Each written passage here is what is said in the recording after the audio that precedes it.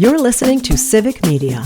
You can tune into any of our live shows on any radio station across the state with the Civic Media app. Find us in your phone's app store and listen anytime, anywhere. This is your WLCX Daily News Roundup for the Eagle 1490 AM in La Crosse.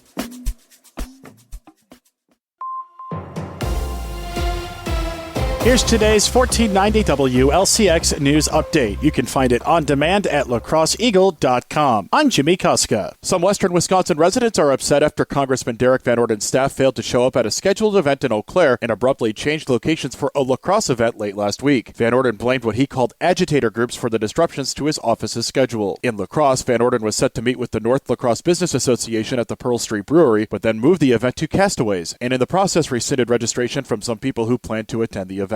U.S. Senator Bernie Sanders is heading to western Wisconsin later this week to visit Republican districts in support of Democratic politicians and liberal candidates on the spring nonpartisan ballot. Sanders will appear at Altoona High School on Saturday. According to a statement, Sanders' office said that he's holding the events to push back against the current presidential administration and to put pressure on congressmen like Derek Van Orden to vote against cuts to public services such as Social Security. Van Orden criticized the planned appearance. New Trump administration tariffs are going into effect. Taxes will increase on goods from 3 of the United States' largest trade partners. With more, here's Savannah Tomei Olson. Wisconsin farmers are bracing for impact. Farmers would be affected twofold on exporting their products, and tariffs would raise prices on things like fertilizer and equipment parts necessary to their operations. In 2023, Wisconsin exported almost $4 billion worth of agricultural products. China, Canada, and Mexico are some of the state's largest trade partners. For Civic Media News, I'm Savannah Tomei Olson. Consumers, especially farmers, are expected to take on the brunt of the cost increases due to the tariffs. One eastern Wisconsin farmer said that they lost 60% of their revenue due to tariffs during Trump's first term. The Board of Public Works will meet today to go over its 5-year work plan. The committee will also consider an order to terminate the 5-year lease for the city brewery company for 2 parking lots near its facility in an ongoing dispute over the city and brewery over odor emissions. The City Plan Commission is also meeting today, reviewing its zoning code project and combing through 211 pages of code to help begin reworking zoning ordinances. The commission will also take up several resolutions for properties in the city. The School District of Onalaska announced its 3 finalists for superintendent. Ben Barton, the superintendent for Princeton in Minnesota since 2018 and a former administrator at La Crescent and Caledonia. Dr. Rainey Briggs, the superintendent at Baraboo and Viterbo graduate who previously worked at multiple schools in Dane County. And Lalisha Olson, principal at Northern Hills Elementary in Onalaska, who is a UW La Crosse and Winona State graduate who also worked in the Holman School District. Interviews and a public forum are set for Thursday. Gas prices in Wisconsin fell again this week, but an expected seasonal rise in prices is coming. With more, here's Civic Media's Melissa Kay. Average gas prices fell 5.1 cents in the last week for an average of $2.80 today. This is 7 cents lower than a month ago and over 45 cents lower than this time last year. Officials at Gas Buddy say forecasting fuel prices remains challenging as geopolitical tensions intensify. The promised tariffs from the Trump administration could impact what some motorists pay at the pump in the weeks ahead. Nearly every year sees a seasonal spring increase, pushing prices higher ahead of summer. In La Crosse, gas has come down 17 cents per gallon in 2 weeks, settling in at about $2.90, which is about 9 cents higher than the statewide average. $30 million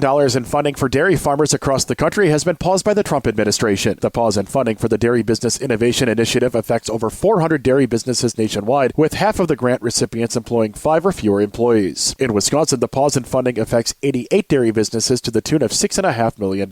Senator Tammy Baldwin published a letter to the USDA demanding the release of congressionally approved funding. Layoffs are underway at the National Oceanic and Atmospheric Administration, which includes the National Weather Service. Hundreds of employees have already been let go by the Trump administration, with more layoffs expected today. Some of the workers fired include computer engineers, meteorologists, and researchers, including at the Great Lakes Environmental Research Laboratory, Hurricane Research Division, Pacific Tsunami Warning Center, and a division that develops weather models for the United States. Warmer temperatures and melting snow have created muddy conditions in many of La Crosse's parks, and the city's Parks Department is asking people to stay off of unpaved trails. City officials said that if you can leave footprints or tire tracks, the trail is too soft to walk on. Imprints from hikers or bikers can stay once the ground dries out, making trail repair more difficult. Walking on soft trails can also damage vegetation. Until conditions improve, the city is asking people to only use the paved paths. The State Individual Wrestling Championship wrapped up last week in Madison, and attention now turns to the team wrestling meet this Friday and Saturday, where Holman will compete in Division 1. Tomorrow is the start of the boys basketball tournament. Later this week is the state hockey tournament in Madison, as well as state gymnastics in Wisconsin Rapids. Also Also later this week, our girls basketball sectionals. Regional champions from last week in our area include West Salem, Aquinas, Blair Taylor, and Oliva Strum. We're in a winter storm watch for tomorrow night into Wednesday with the potential for multiple inches of snow and gusty winds. Today we'll have scattered showers and highs will be well into the 50s in western Wisconsin. Tomorrow, rain will give way to snow overnight with temperatures falling from the 50s down to the 30s for Wednesday, where we could see 2 to 5 inches of snow. Higher amounts are expected north and west of La Crosse this week. We'll have more details in our Civic Media forecast. You can take Civic Media with you anywhere you go with the free Civic Media app. Download it now on your device's app store or at civicmedia.us/app. We'll have a look at your weather, sports, and entertainment news coming up next. For 1490 WLCX and lacrosseeagle.com, I'm Jimmy Kuska.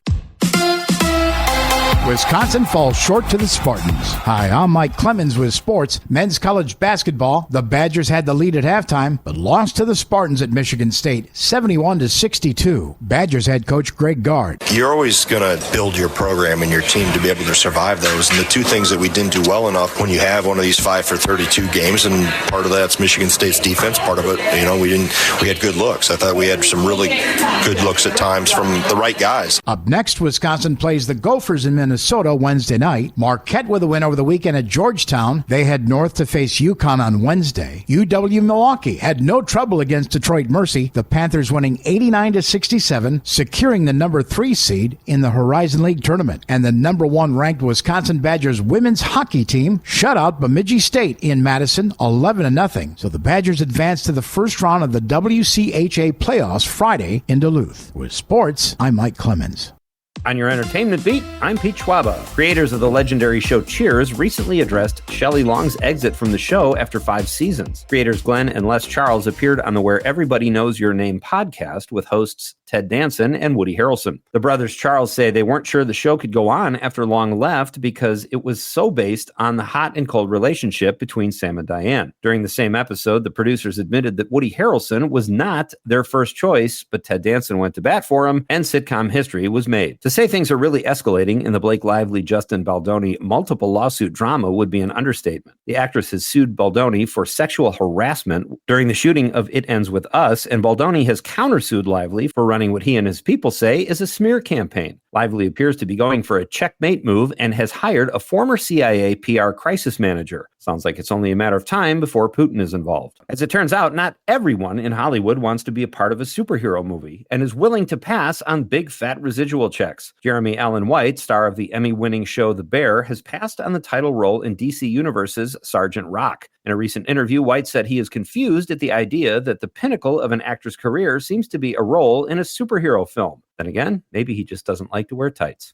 And then there's Chris Pratt, who seems to have no problem playing superheroes as long as the check cashes. I feel you, brother. Pratt has announced that he will play Star-Lord when the character returns to the Marvel comic universe by way of Guardians of the Galaxy. Pratt is currently one of the busiest actors in Hollywood as he is starring in The Electric State with Millie Bobby Brown on Netflix, and you can catch him in the sci-fi film Mercy, which will be released this summer. I'm currently 3 episodes into the new season of Reacher, and so far I would recommend it as a Pete pick. Actual giant Alan Ritchson has returned as the title character, kicking butt and taking names.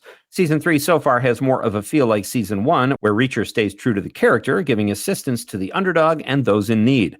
Reacher Season 3 gets a so far so good rating. Stay tuned. Spoiler alert regarding White Lotus Season 2. Season 3 of the hit HBO show is underway. White Lotus is always set at a White Lotus resort, where in episode 1, we learn a murder has been committed, but don't find out who the victim is or who done it until the last episode of the season. Jennifer Coolidge was the victim in Season 2 and says she hopes that her on-screen husband, played by John Grise, is the victim in the 3rd season. That seems the obvious choice, but writer-creator Mike White likes to keep the audience guessing. You can catch White Lotus at 9 p.m. on Sunday nights on Max. For more showbiz fun, tune into Nightlight with me, Pete Schwaba, weeknights from 6 to 8 p.m. on the Civic Media Radio Network. We are tracking a system that will bring some fairly heavy rain tomorrow through tomorrow night. Rain will mix with and change to snow late tomorrow night through Wednesday, and there could be some accumulation, so stay tuned for updates on that. Today, partly cloudy, still mild today, high right around 52. I'm meteorologist Sean Cable. Outside now, it's 35. That's your WLCX Daily News Roundup from Civic Media. Subscribe to this podcast on Spotify, Apple, or wherever you find your podcasts. Find more news at lacrosseeagle.com.